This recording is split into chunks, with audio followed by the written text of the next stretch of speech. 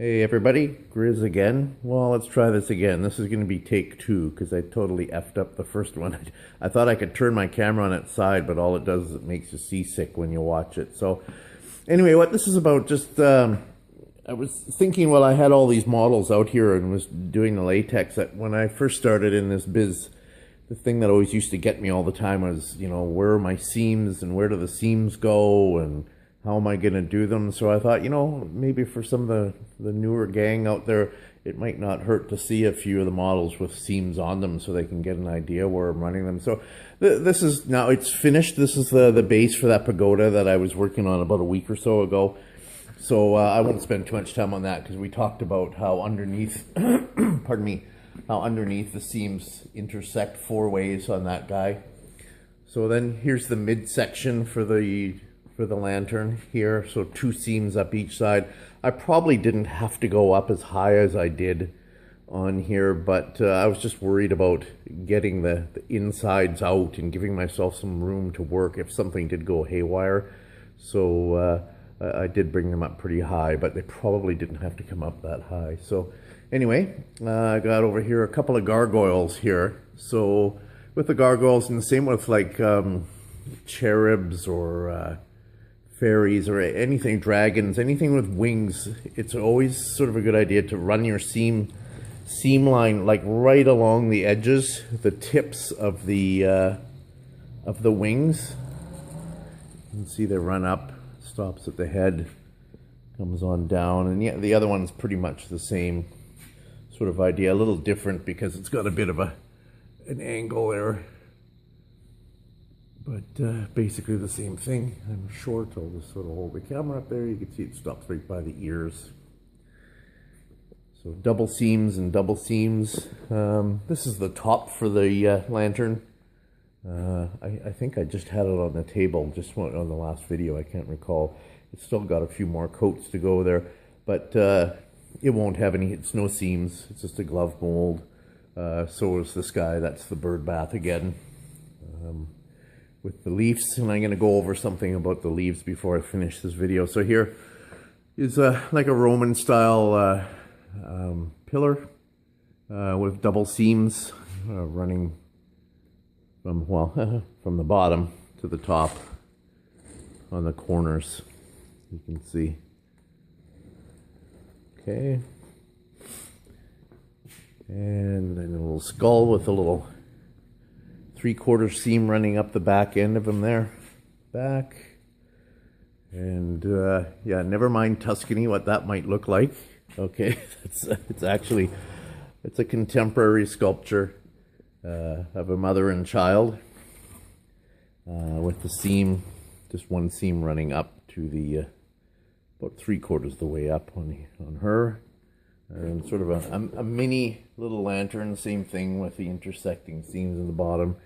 This guy was a piece of work. He's got a crazy amount of undercuts and detail, and he's carrying this little calabash, so I put sort of this little cheater seam in here because I know there'd be no way I could pull that off without snapping it off.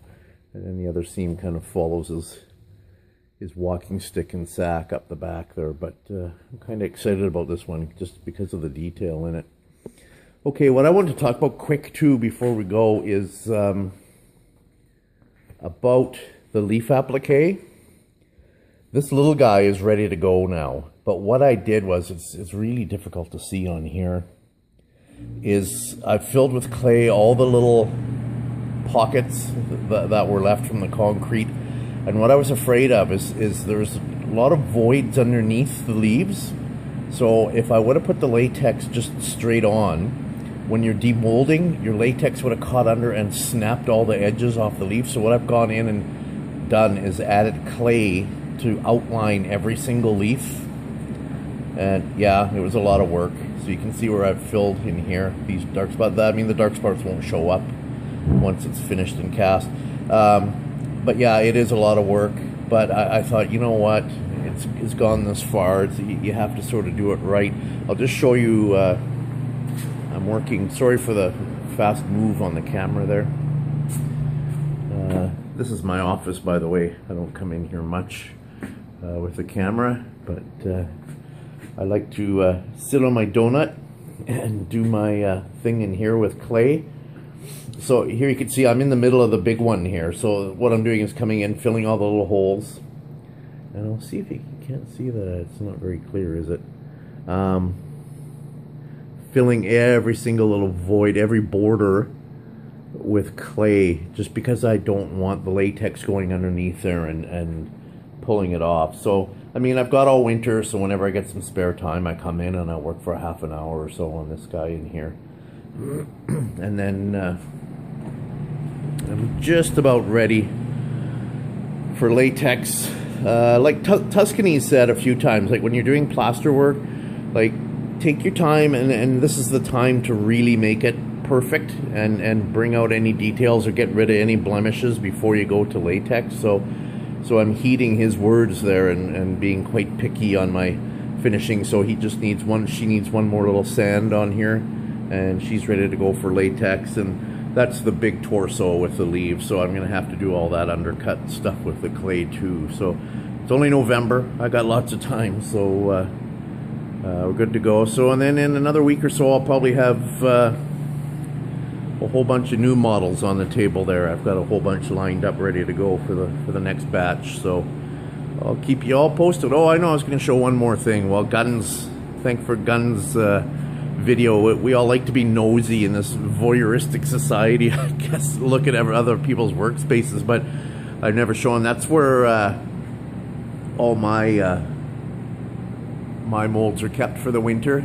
There's a big loft up top that goes right back to the far wall. You can see there, so all the molds are all up there up top. It's a bit of a pain in the butt. There's my stairs, the aluminum ladder, and it's only about a 4-foot ceiling there, so it's I've smacked my head on those gas pipes I don't know how many times. So just thought you'd want to see where I store my stuff for the winter too.